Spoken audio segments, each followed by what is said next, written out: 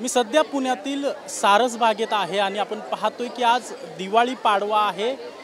दरवर्षीप्रमाणे या वर्षीचा देखील दिवाळीचा पाडवा जो आहे तो उत्साहात साजरा केला जातोय। खरं तर गेल्या 28 वर्षापासून या सारसबागेमध्ये दिवाळी पाडव्याला दिवाळी पहाटचा कार्यक्रम असतो आणि पुणे शहरातील तरुणाई जी आहे ती मोठ्या प्रमाणे या सारसबागमध्ये जमत असते। पारंपरिक वेशभूषा करून आकाशात मिणमिणते दिवे सोडत असतात आणि जे सारसबागमध्ये जे सिद्धिविनायकाचं जे मंदिर आहे या मंदिरात ही सगळी तरुणाई जी आहे ती मोठ्या संख्येने दर्शनाला येत असते। तर शेजारीच दिवाळी पहाटचा कार्यक्रम सुरू असतो। खरं तर या 28 वर्षापासून सुरू असलेल्या दिवाळी पहाट कार्यक्रमाला काही हिंदुत्ववादी संघटनांनी विरोध केला होता आणि या विरोधानंतर हा कार्यक्रम आयोजकांनी रद्द करण्याचा निर्णय घेतला होता। मात्र पोलिसांनी आश्वासन दिल्यानंतर बंदोबस्त कडक तैनात करू असं सांगितल्यानंतर हा दिवाळी पहाटचा कार्यक्रम जो आहे तो उत्साहात सुरू असल्याचं आपण पाहतोय। तर पहाटेपासूनच मोठ्या प्रमाणात या ठिकाणी तरुणाई जमलेली आहे, पारंपरिक वेशभूषा केलेली आहे आणि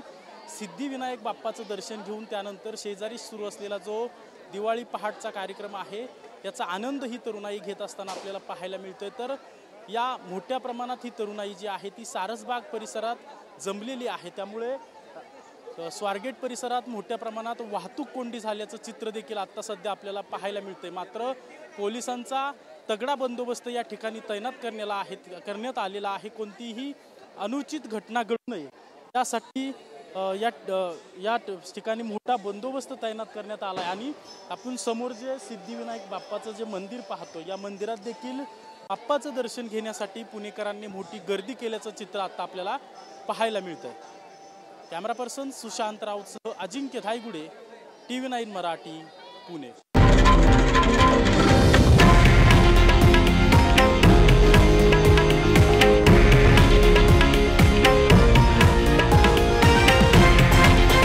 हे आहे देशातील नंबर 1 न्यूज नेटवर्क आणि आपण पाहत आहात TV9 मराठी, एकमेव।